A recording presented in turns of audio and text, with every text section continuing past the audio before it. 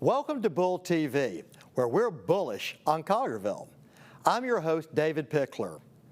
Bull TV is a monthly show that empowers, educates, and entertains while highlighting the people who inspire and deliver solutions for a stronger community.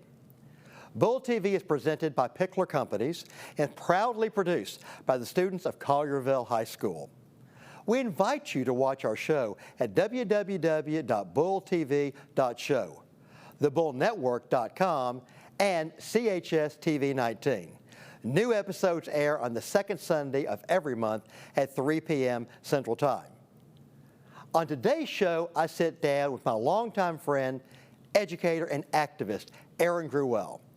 Join us on this very special episode as we learn about Erin's journey of becoming a teacher and while she continues to advocate for high-quality urban education. In the show, we'll discuss Erin's foundation, the Freedom Riders Foundation. We'll also get an inside look at what it was like having a movie made about her life and what motivates her to encourage others who are facing challenges in the classroom.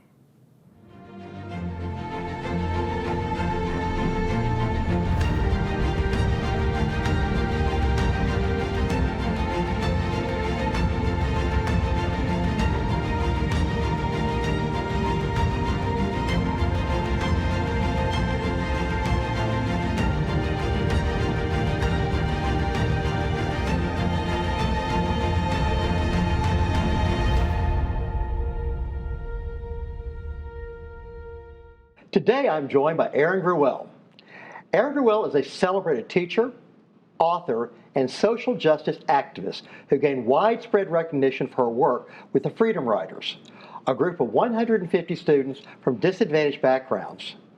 Under Erin's guidance, these students defied the odds by graduating high school and pursuing higher education. Their journey from hardship to hope was chronicled in the #1 New York Times best-selling book, The Freedom Riders' Diary, which was later adapted into a major motion picture starring Hilary Swank as Erin. Through her nonprofit organization, the Freedom Riders Foundation, Erin has continued to fight for equity and inclusion in education. She and the original Freedom Riders have been recognized for their work, receiving awards such as the Spirit of Anne Frank Award.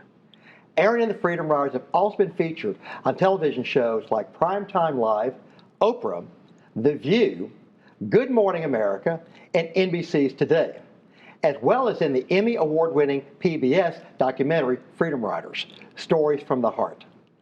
Erin also hosts the Freedom Riders podcast, where she interviews authors, activists, and civil rights icons about the transformative power of education. In 2022, Erin and the Freedom Riders Foundation published their latest book, Dear Freedom Rider. This critically acclaimed work showcases heartfelt letters from the next generation of student authors alongside deeply personal responses from the original Freedom Riders. Erin's message of hope and possibility continues to inspire audiences, encouraging them to stand up, and speak out. Erin, thank you, my dear, for joining us on Bull TV. I'm so honored. Well, I tell you, we have so excited to have you here. This is an amazing audience run by these wonderful students. But one thing that we always do, a little tradition with our show, is we always begin with the first question. And that is in 3 words. Who is Erin Gruwell? Oh my gosh. 3 words or less? 3 words. A teacher. Okay. A student. Okay. And learner. Ah. Would you like to expand on why you picked these 3 words? Well, I think, my profession is of education, Mm-hmm. but I think I'm a better student than I'm a teacher, so I'm always constantly learning from those I humbly serve. Mm-hmm. And I think learning is part of that lifelong learning that I hope to pass on to my students, that once the pencil is down, the bell is rung, the semester is over, that we can continue learning, and it doesn't have to be in the walls of a classroom. And I think that's why it's so exciting being here, is learning takes on different forms and fashions. So I love that this incredible place is really focused on not just college-bound students, but those are going to enter the workforce. So I love that there are so many academies here that you could be a learner in the workforce as well as in the halls of academia. I love it. Now, Erin, I know this is your first time here in Collierville, but based on what you've experienced and heard so far, what impresses you most about this town? Well, I've known about this town for as long as I've known you. We've known each other for over a dozen years, and I think you always painted this picture that is a microcosm of what the world should be. That this is the kind of school that should be in every city. And so I've heard the legend of this incredible high school. So to see it and to be a part of the community has been really exciting. And even just walking the halls, I'm envious. And I'm envious because we didn't have that push for workforce in my particular high school that I taught at, or the high school that I went at. I'm a public school purist, but we didn't have some of the elements that you have here. So to see it after hearing about it has been really fun. That's awesome. Now, as we learned in the intro, you're a teacher, an author, an activist, and an entrepreneur.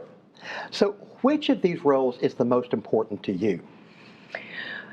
I would say an activist, because I think my classroom was trying to get my students to speak up in a society that said snitches get stitches. You know, they looked another way. And I think there's something really powerful about voice. And so I use the role of being a teacher to accidentally, on purpose, make my students realize that you don't have to stand for the status quo, and you can fight back against systems that oppress, families that don't have the same trajectory that you want, or even communities that are in struggle. So I love the word activism because it comes with this idea of doing. I'm all about doing. And you challenged me about that. You're always challenging me. You did so earlier in my visit about what are you fixing to do next? And I love that I can still be challenged to be an activist and not rest on my laurels. I love that. So much about what you have done, both when you were a teacher in the classroom and now as a teacher teaching teachers and throughout the world. Your work seems to be all about empowering people. Share, if you would, why you have this passion for listening, for hearing, for being engaged, and really empowering people to be the very best they can be.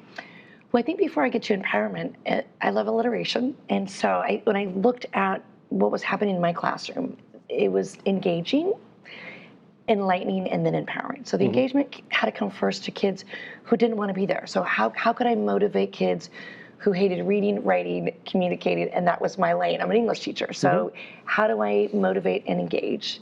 And then how do I use academia, in the walls of a classroom to use like thought-provoking material that was real and relevant and ultimately would lead to the relationships that we have. And then after that, the empowerment. Like when the bell rings, when the school is done, how do these lessons stay with you? And we're now not days, weeks, years, we're decades in. We are decades in, and what that means is these students are still living those life lessons that came in room 203. So empowerment is really about internalizing that once you get the lesson in a classroom, use that lesson for the rest of your life. One of my favorite stories that you've told for so many years is about your journey to becoming a teacher. And tell us a little bit about how did you know you wanted to be a teacher? And maybe a little bit about that moment that you made that choice. I think it was the invisible light bulb, the aha that you see in a cartoon. Like you, I thought I was going to be a lawyer, and you actually followed through on it. But I just wanted to be someone who was fighting for justice. And oftentimes we don't see justice in our courtrooms in underserved communities. So that was something I was drawn to. And then in my community, we had the Rodney King verdict that led to civil uprising, and our community was under siege. And in the worst kind of way. There had been social unrest, but there weren't conversations. It was fists, it was guns, it was Molotov cocktails. And that's where I decided I don't think I want to just wait to be in a courtroom and be retroactive. How can I be more proactive? And I found being in a classroom was my ticket. I love it. Now, you've had such a great journey, but were there ever days that you questioned? Today, every day. Are you kidding? So for your audience, you had me stand in front of 200 of the movers and shakers of this community, the Chamber of Commerce. And that's a very large classroom for a teacher and a very different demographic for a teacher. And that is terrifying. Tonight, I was standing on a stage in front of your community, whether it's teachers or students or parents. And so ironically, I'm still fighting that imposter complex. I'm still nervous and scared because the stakes are really high and I want to get it right. And I take it very seriously that every opportunity is an opportunity to connect, to have a courageous conversation, to stir people's emotions. And so I thank you for making me uncomfortable my entire time that I'm in your community. But yes, it happened when I was a classroom teacher, and it happens to this day. Well, I'd love your opinion on this because I've always believed that if you're not a little bit anxious, maybe not a little bit nervous before you do anything significant, whether it be a speech or a presentation or go on any great adventure, that maybe you're not as invested in it as you should be. You know, that you're not emotionally engaged and attached with that. Have you ever found that to be the case with you?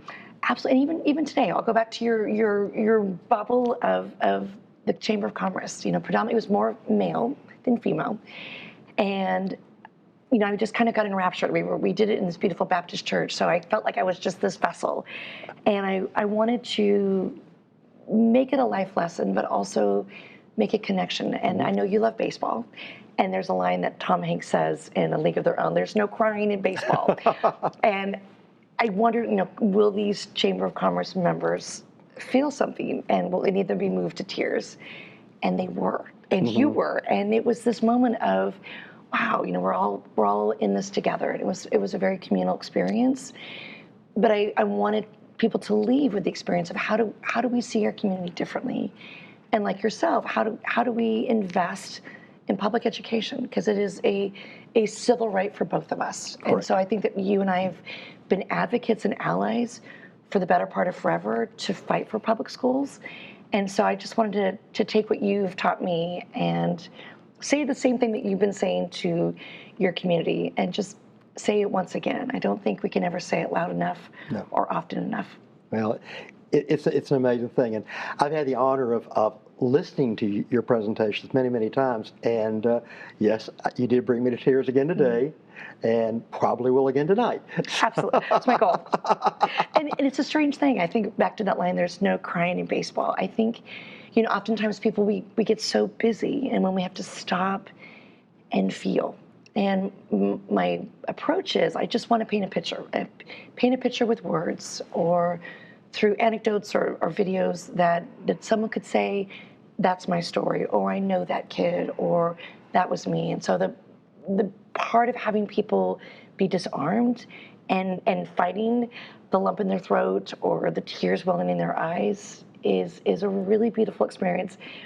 And the most telling, folks, were when we were doing the book line, was the gentleman who said, "I usually don't cry," and they were holding back their tears. And so many of them wanted to buy a book for an educator in their life. You know, my wife is a teacher, my daughter's a teacher, my sister's a teacher.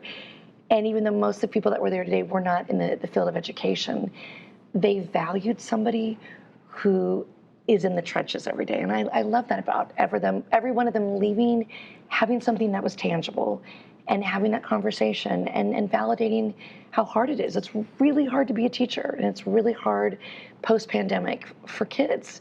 So I hope that with your help, people will have those conversations about how important it is to fight for public education. Without question. Your story, which, as we all know, a hugely inspiring story, was told through the movie Freedom Riders. Discuss, if you would, your journey. That's the journey weird. of teaching, and how the Freedom Riders Foundation was created. So having a feature film made is weird and wacky, even though I live in Southern California. That's just not something that a teacher does every day. And so we really wanted to be a part of the process of making this film feel real. And so we were involved in the drafts of the screenplay. We were involved in the hiring of folks to play us. Hilary Swank was my first choice. we were involved in having it filmed in our city and in the community, and having the Freedom Riders, be on set and be extras and be able to give feedback, which was incredible. That often doesn't happen. And always validating the written word. Like, the most important part of the entire equation was, how do we find a brilliant screenwriter who doesn't have to recreate the wheel but pays homage to the written word? And the written word was from my students. So almost verbatim, certain scenes were passages that my students wrote in their diaries or conversations he had. And that was a brilliant part. And that opened up a lot of doors for us, because suddenly it became this inspiration for teachers. It was available for kids. And literally maybe 3 or 4 days after the world shut down in March of 2020, we found out it was trending on Netflix. And that was like, people are home and they're freaked out in their pajamas and they're trying to figure out, how do we do virtual learning on Zoom? And that film, that crazy film, was giving them solace. And so I love that it's had, it's been resuscitated in these trying times. And I think when times are trying, people want hope, and people want to have a small light in a dark tunnel. So I love that our film has led to that for some folks, and it's led for us wanting to help other teachers in other places have that same kind of hope. Wow. You talked about the fact that y'all were so deeply involved with so many elements of the film, including having a voice in the selection of the actors and actresses that played you. So tell me, how did it feel about having an Academy Award-winning actress, portray you on film? Having Hilary Swank portray your life. Well, it's kind of a fun backstory. When I met the screenwriter who ultimately became the director as well, he had just come out of the success of Erin Brockovich that had won an Academy Award. So I was dubbed Erin too. And Julia Roberts had, brought Erin Brockovich to life. And when I had said Hilary Swank, I loved it because she was gritty, and she'd been homeless at one point. She lived in the back of a car with her mother when she was pursuing her second act of acting. And so I love the fact that she took risks, and, I thought she would understand my students. This was before Me Too, and this was before, women had a bigger role in Hollywood. So the cadre of women who were selected for me over the years was really interesting. For a moment in time, it was Reese Witherspoon, and then it was Cameron Diaz, and then it was Kate Hudson, and they were all blonde, emaciated. And I said, I want to stick to my guns, and I think Hillary has a little grit that we're looking for. And so we worked behind the scenes, her and I, to make this come to fruition. And when we first met, I was terrified. Here, she's this Hollywood starlet who just won her second Academy Award. And so I was nervous in that sense. And she was nervous because she didn't have that traditional high school career. She would have loved this high school because she did drop out, and she wanted to be an actress, and she wanted tangible skills. And her traditional high school didn't provide that for her. And so it's funny, a lot of the folks that were in our film had dropped out of high school. The person who plays my ex-husband, Patrick Dempsey, would have loved this school because he had dyslexia. And he ultimately dropped out of high school as well.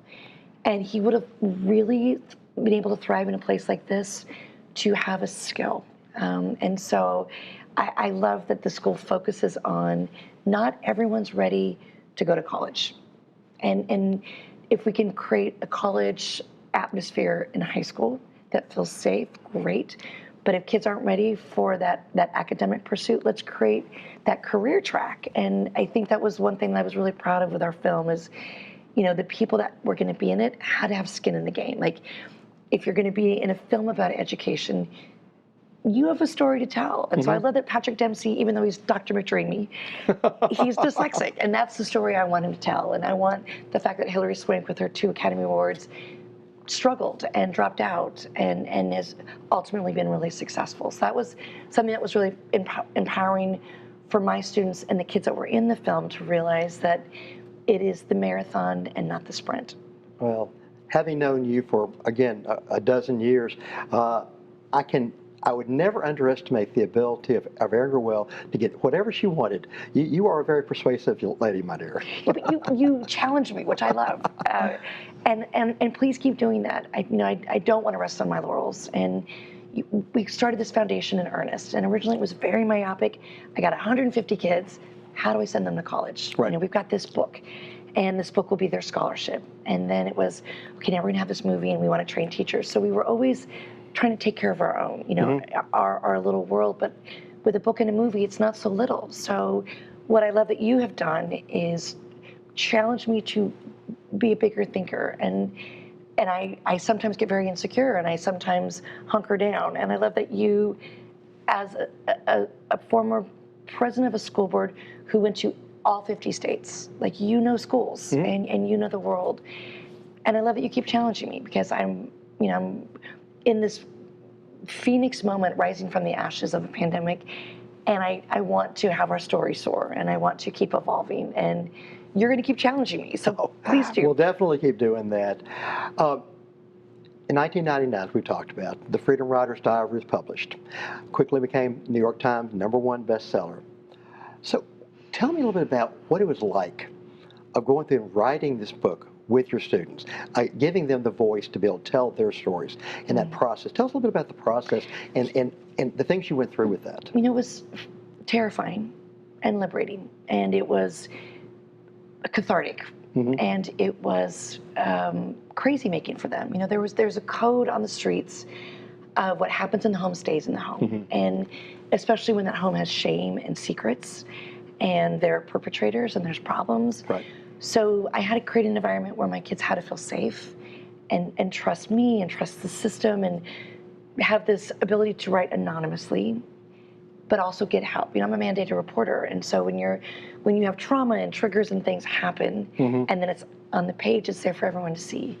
So I had to create an environment that if you're going to divulge some of these things that have happened to you, trust me to get you the help. Use this process to heal, and then we're going to put it out into the world, and people can interpret it how they may. For so many kids, it has been the light in the darkest of hours. For so many kids, it's been a voice saying, that's my story, and I've seen that the Freedom Writers were able to overcome. For so many teachers, it may be the only book that kids read. I visit a lot of juvenile halls and jails. It's the most coveted book for kids who are incarcerated, because it's gritty. And then in some communities, we've had politicians and pundits who want to ban it. I had a Zoom call 2 days ago, and a teacher was telling me about librarians in her community who had to take books off the shelves, one of which was ours. And these librarians were getting death threats because these librarians were uncomfortable with the concept of banning books. And I just think we live in an era where librarians are getting death threats, and we're taking books off the shelf. And I think that activist and maverick side of me, the best books I ever read were the banned books. So I love that I told the Chamber of Commerce today to buy a banned book. And there was a line, and we actually ran out of books. And people felt, as they were leaving, there was a moment of activism, that they were going to not only buy a book that was banned, but then pay it forward to someone else. So, I think that's this wonderful, weird journey that, that my book is still being banned, and my book is still being celebrated in the same place. That's surreal to me. Well, to me, that is one of the most amazing parts of the story. We're talking about a book that was written nearly 25 years ago, a film that happened well over a decade ago. But when we think about your message, and how you keep that message relevant to today, because a teacher asked me a question, said, what is the relevance of what Erin is saying now about the issues that are affecting our society now? And I think, with what you're talking about, with the possibility of organizations and communities banning a book like yours, talks to the need for that message to still be resonating in a very loud and powerful voice. Tell me a little bit about how you keep your message relevant and dealing with all the issues that are going on today. Well, I'm still very much in the trenches. I'm in classrooms almost every day. So I'm with students almost every day, and I listen every day. And I think it's important to evolve and adapt. And conversations that weren't had when I was in school myself, or when I was a teacher, about mental health, are things that are now at the forefront. And having had a student in a project we just did called Dear Freedom Writer take her life, gutted me to my core. And I didn't see the signs and symbols, and I'm still so sad, and that, and I think we have to be able to be okay with not being okay, Yeah. and being okay with having those moments where we are sad, and I think in education, if we can see the signs, if we could take away any stereotypes, if we can destigmatize getting help, and I think that the pandemic did something to young folks. And I think we have to incorporate mental health into our schools, into our workplaces, into our homes. Yep.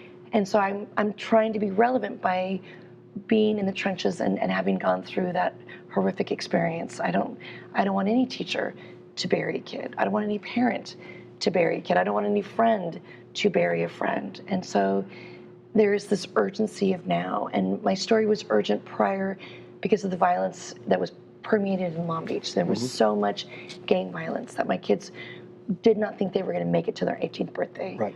There is so much depression and anxiety now that can be crippling. And I just don't want any kid to not feel that they can use their voice to seek help. And so that's what helps me stay grounded and stay relevant in the urgency of now. You know, I've had the honor of hearing you present so many times, but it seems like every time is a different experience. Always. And which I love. And clearly, I mean, you are a world-class speaker, a world-class presenter, and have presented to countless organizations across the world. Is there a single overarching message that you try to deliver in each presentation, or is everyone a little bit different in terms of the issues you're confronting, or maybe the audience that you're talking to? So I always craft it for the audience. So I'm excited that the message that I shared with the Chamber of Commerce will be different than the message we share with the community tonight. So I really want to get to know who I'm speaking to and why.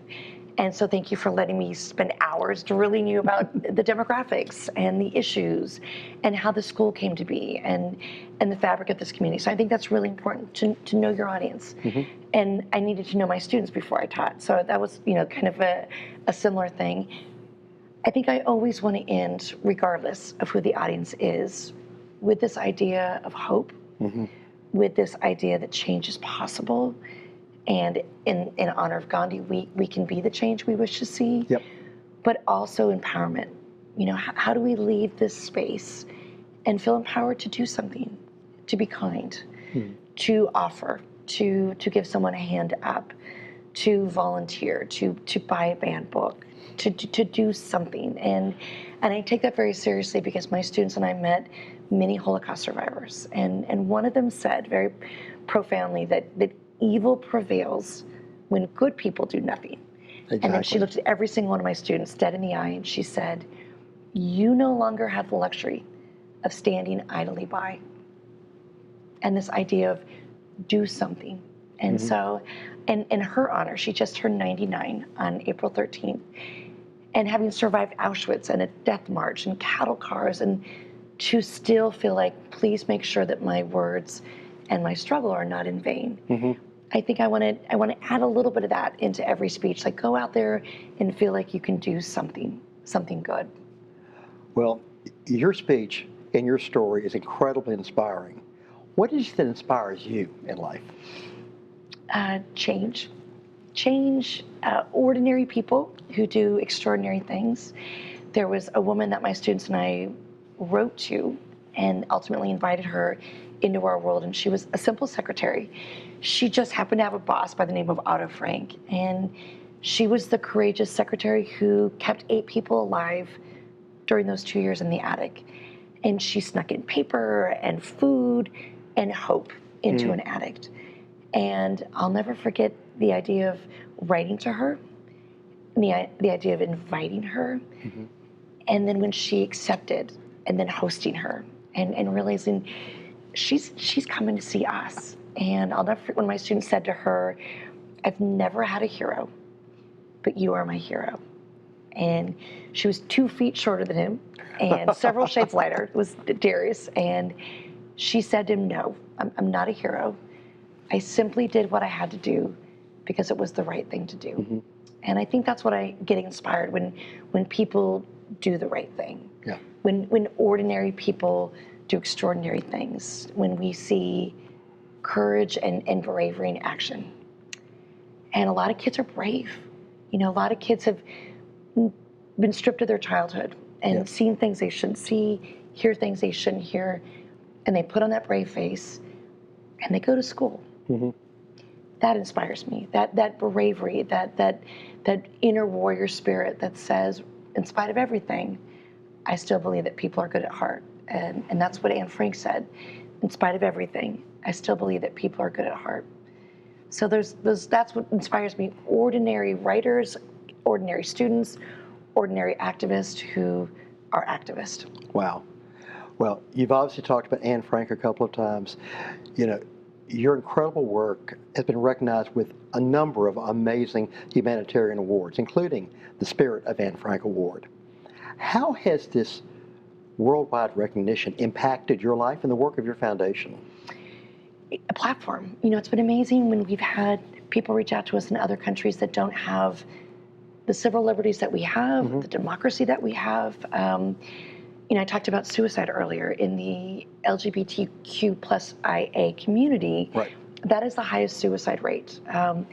And so we've had kids in other countries where it's illegal, where they could be jailed for believing that love is love is love. And when those young people write to us, or those young people say, you saved our life, or you give me hope, that's amazing. I mean, we were just a teacher and students in a class telling our story.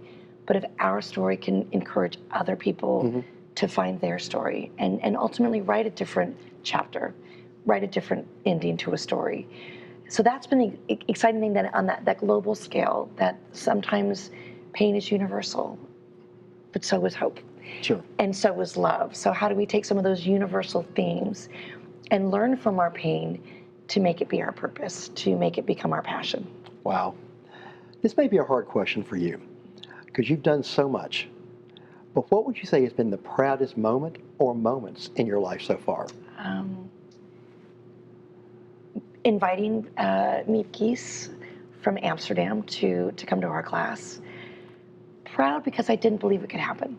Proud because I had told my students we're gonna write to her as an assignment. And in their mind they envisioned, well, Miss G's just gonna send her these letters and she'll come. And that was never part of the equation. I kind of tricked them into writing these beautiful letters that projected their own story onto her, that reflected what Anne had gone through. And then we had to make it come to fruition. So I think the fact that we were able to make her read the letters and then come, that was an incredible experience.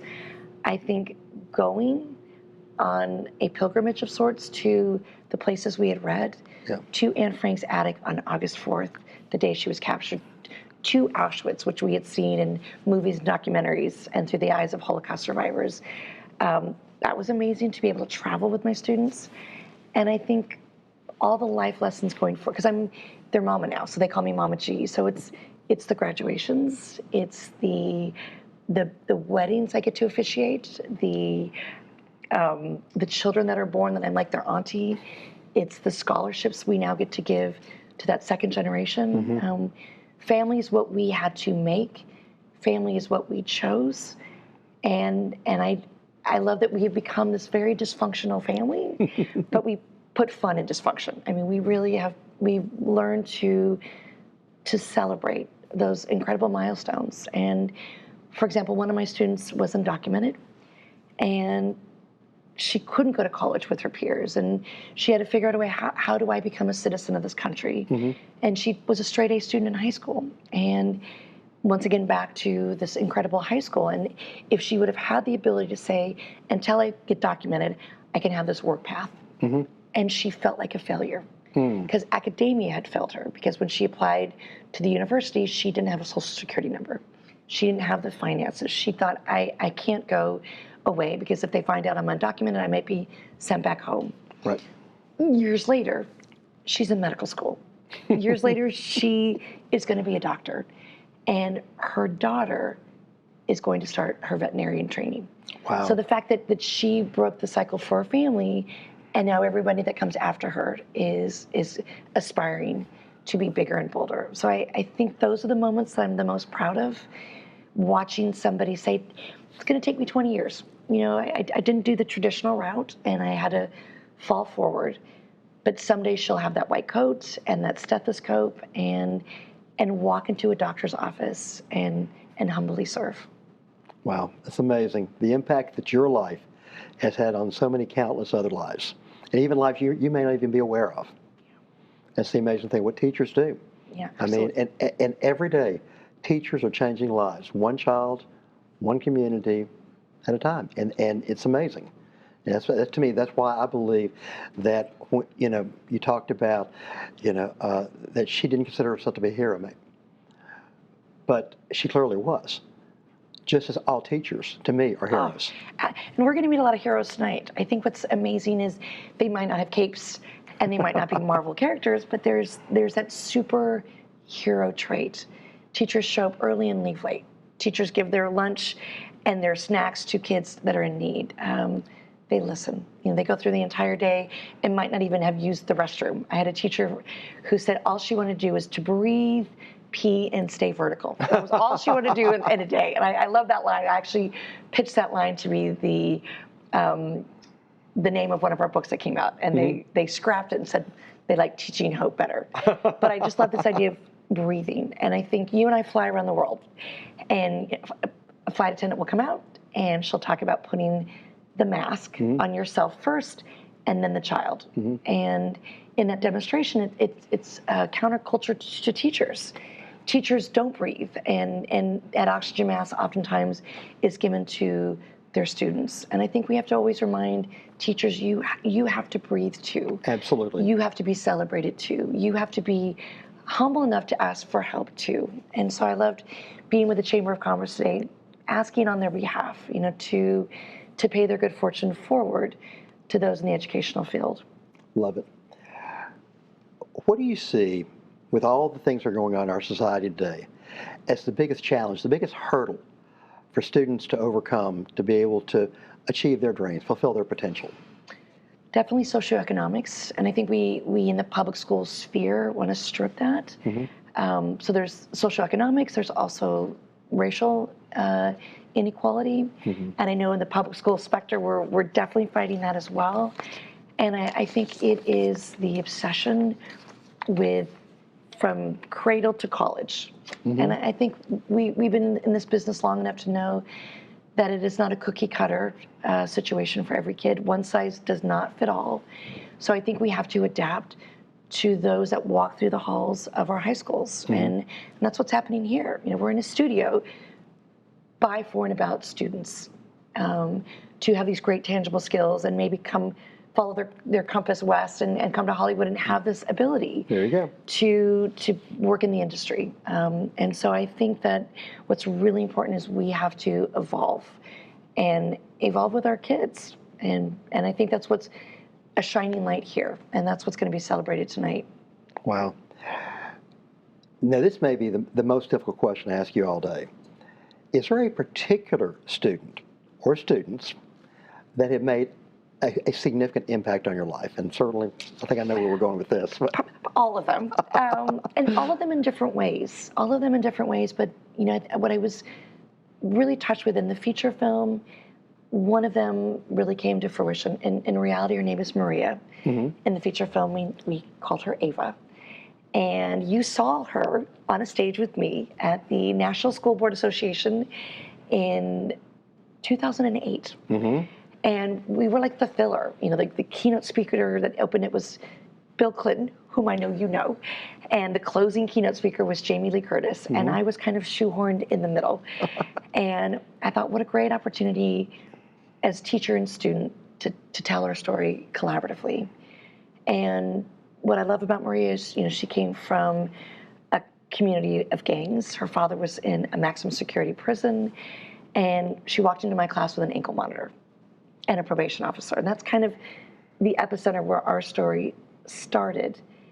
And years later, she's an author. Years later, she is standing in the halls of Congress addressing folks like John Lewis about education. she wants to be the first Latina. I know we have a Latino now, but a first Latina Secretary of Education. So Okay. I loved that her story had such humble roots, and it was a class, and it was education, and it was public schools that allowed her to heal and to break a cycle, and then change a family. You know, ultimately her father got out of a maximum security prison, and she sent him back to school to get his GED. Ultimately, she stopped her younger sister from getting jumped into a gang like she did. Ultimately, she, really worked with her brother to walk away from the gang. Helped her mother learn English and become literate. And oftentimes we don't have the ability to go into the homes of those that we serve, but if we do our job right, our kids will go into those homes and change a family that will change a community. Wow. We've talked an awful lot about the original book, Freedom Writers' Diaries. But you also, in 2022, you released the most recent book, Dear Freedom Writer. Tell us a little bit about this book and what was really the purpose behind writing this particular book? I love this book. I love this book because I love its origin story. And a lot of my freedom writers are obsessed with DC Comics and Marvel characters, and they all have an origin story. So how did Captain America get his shield? How did Superman get his cape? How did Iron Man get his suit? So prior to the pandemic, I teach teachers every summer, and one of the activities I do with them is I bring the original freedom writers, put them in small groups with teachers, and ultimately they bring to life their original story. And they are hard. Stories about abuse, physical, emotionally, or sexual, stories about bullying, stories that my students had overcome, but had written that anonymously. And what we had done in person was we would write a letter as if we were that student, identifying the theme and the problem, and then collectively we would write a solution and a letter back. It gets better, and this is how you can overcome that obstacle. The world shut down, especially for us in California in March of 2020, and we realized we're not going to be able to gather in person. And so I had this idea: what we had done with teachers in person, could we do it virtually? Could we do it online? Would kids trust me enough to share their story of the now? And then the people writing back to them would be my original freedom writers who had been there, done that, and come out the other side. And so we gathered kids from 50 different locations around the globe. One young author is from Memphis, Tennessee. How about that? And her amazing teacher, Daniel Johnson, had been trained by us, and they submitted these letters, and they were heart-wrenching. And then we assembled a team of freedom writers and teachers, and we wrote back. And so it's this message in a bottle in the form of a letter and a response of how do you make it to the other side. And so I spoke of the young woman who took her life. She was one of those authors, and she wrote about mental health. And the name of her story was called Perpetual Patient, and kind of the trials and tribulations of this journey of hers. And so one of my students wrote back about being diagnosed with bipolar disorder, about her teacher hospitalizing her and trying to get her the help. And that's a scary thing when you're a teacher. I drove the student to a hospital because she threatened to commit suicide, and she was no longer in my class. She was already an adult. Yeah. But I thought I got to get her help. And even if she never talks to me again, not on my watch am I going to stand idly by. And so to have that relationship forged through these letters, and then to meet when the book was launched, and then to also have that great loss. So it makes it more important because I don't want anyone to lose somebody. And, originally I was fixated on the violence that permeated in the inner city of Long Beach. Right. And now it's the violence in our minds and the self-doubt and often the self-harm and the self-sabotage that young people have. And we want writing to set them free. And we want writing to lead them to a caring adult. And so I think that's why this new book is so important, because if it just saves one life, maybe it'll save the world entire. Wow. Well, as we talked about earlier about the whole idea of relevance, I mean, that's amazing, and the impact that can have, and the ongoing issues and concerns that children are having, Absolutely. and how we all need to be fully present with our children, and listen, and truly hear. And I know something that's been a big part of your life. You have done so much. You've had so many great successes, but I would say, quite frankly, even more significance what you do. What does success look like for Erin Gruwell? We were talking about that last night, and I never want to minimize the small moments as well as the big moments. And I was sharing with you a story about being in the midst of the pandemic, teaching virtually so to a group of kids who were foster kids, and little Howard writing in the chat room the word DEAD when he was asked, "Where do you see yourself in 10 years?" And little Howard was 10. And to end that class session 12 weeks later and have his word be HOPE, Wow. that was quite a literary arc. And that's what I think those are the moments that I want to treasure is, for someone who is in a very dark place to find their own internal light. Maybe I'm just the flashlight on the light switch that they get to turn on. But I think we all need a little assistance sometimes. And as we like to say in Freedom Rider World, the hand up, not the hand out. Right. So it's those moments when a kid has an aha, or that smile that can't be contained, or that enthusiasm that is contagious. Those are the moments that I treasure. It's not walking a red carpet at a movie premiere. That's weird. It's not just signing a book. It's a treasure moment, but it's those little nuances. It was meeting some of the fine folks today and personalizing their book to whomever they were going to give it to. And so many of the personalizations were like, my daughter's a teacher. Can you write her a note? Or, my wife is a teacher. And I just was so honored that they wanted to pay it forward and trusted me with that note, that insignia. Love it. You talked so much about your kids. Is there anyone else that has had a significant impact on your life? What individual would you say, and maybe one of your children, has had the greatest impact on your life? Wow. At different times, different people. I think that what created my foundation of what I wanted to do was my dad. My dad was a baseball player. I know you took your grandbaby to the ballpark this weekend. So for me, my dad was in professional baseball my entire childhood. At first, he worked for the Cincinnati Reds, and then he worked for the California Angels. So I grew up around sports, and I grew up around the purity of baseball. And so my dad grew up at a time when they were integrating, and a time when there was equality, and a time when there was a Jackie Robinson.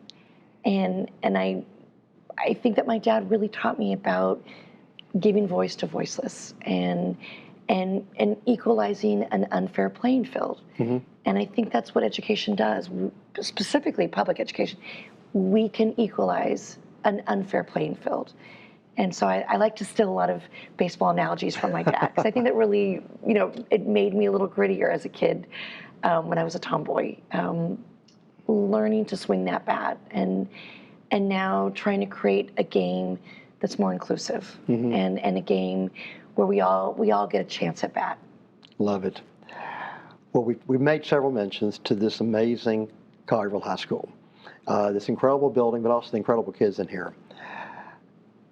Here you are, Erin Gruwell, world-renowned icon, activist, empowering personality as far as I'm concerned.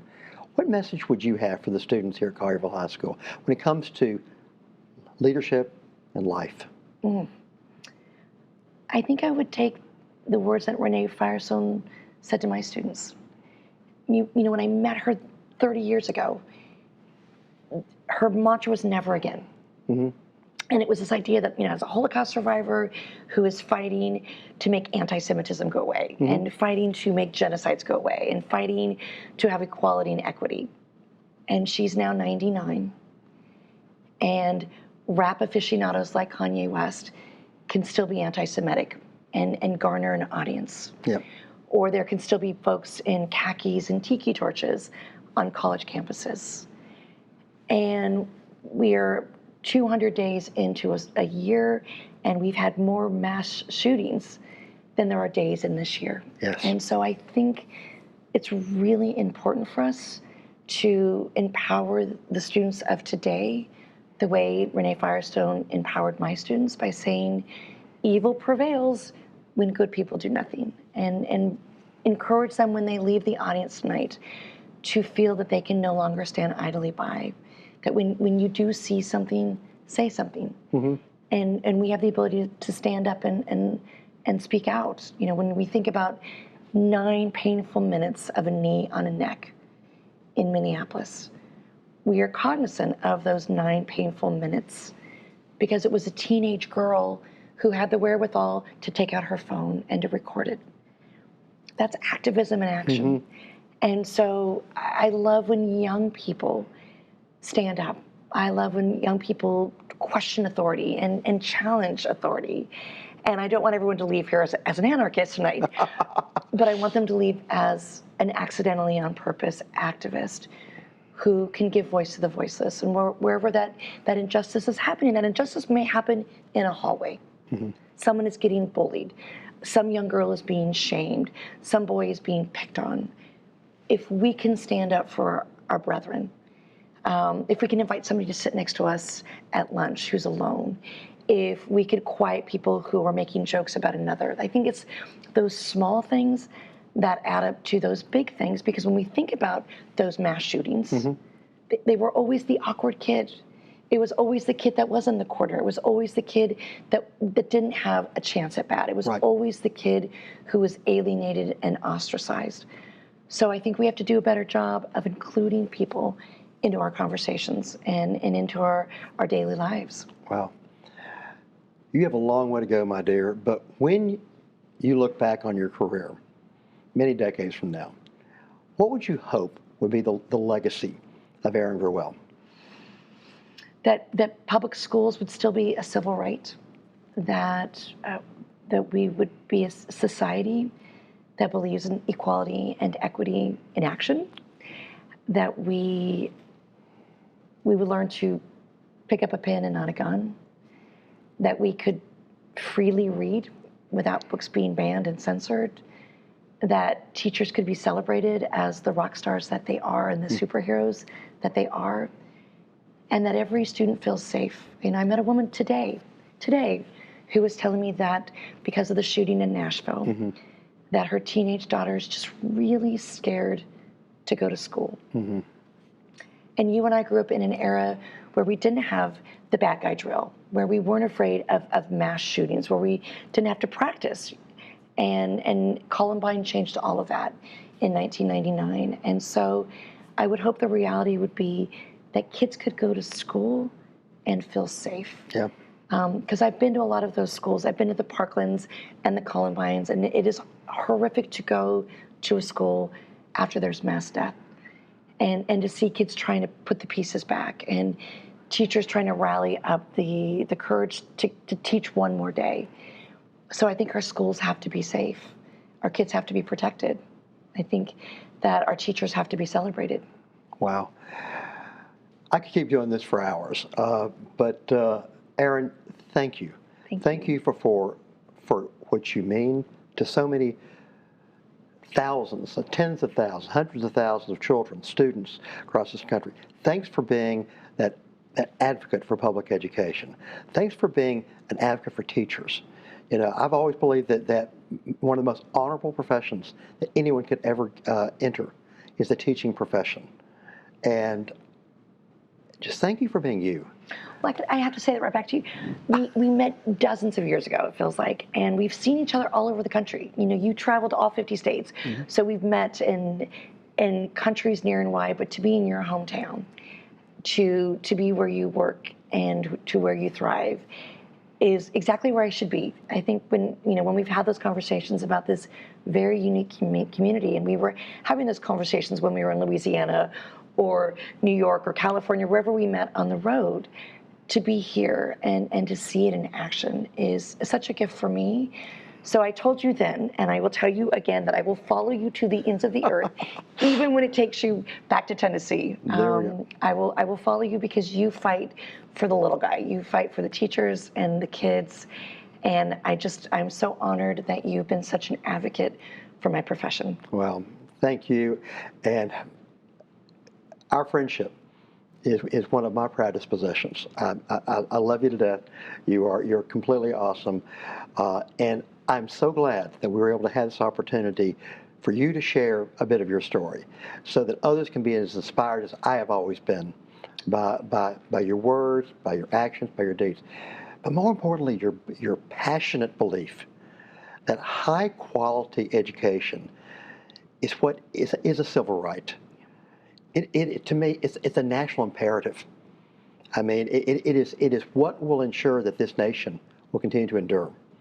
And We were in a Baptist church today, and I feel like I need a little hallelujah right now, some spirit fingers, because what you're saying, you are preaching to the choir, and it is a gospel. But I hope that your listeners have that little hallelujah moment and say it again, because you are right that our kids need to have that civil right and the equity and inclusion that they can get in a classroom is something we should model in the world.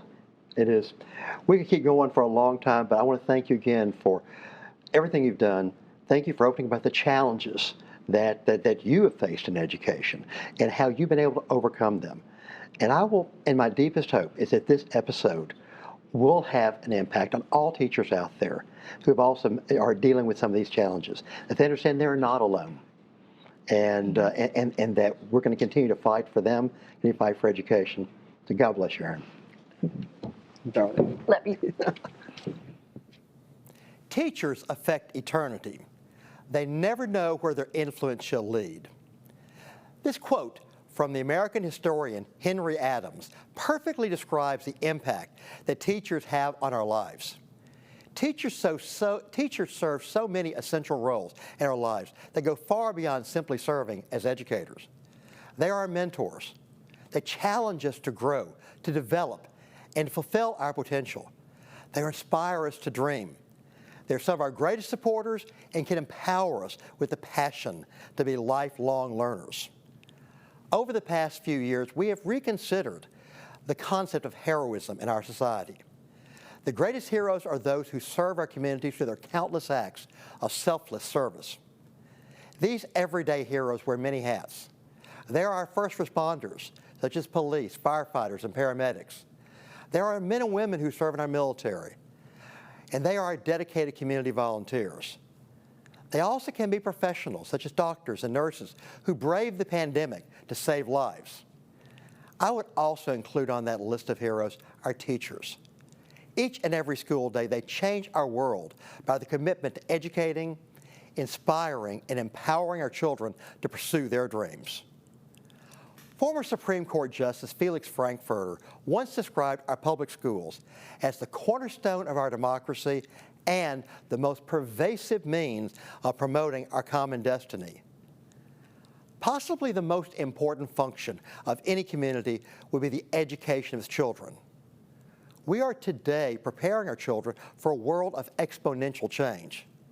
And if America is to continue as a global leader, we must prepare our children for engaged citizenship and global competitiveness.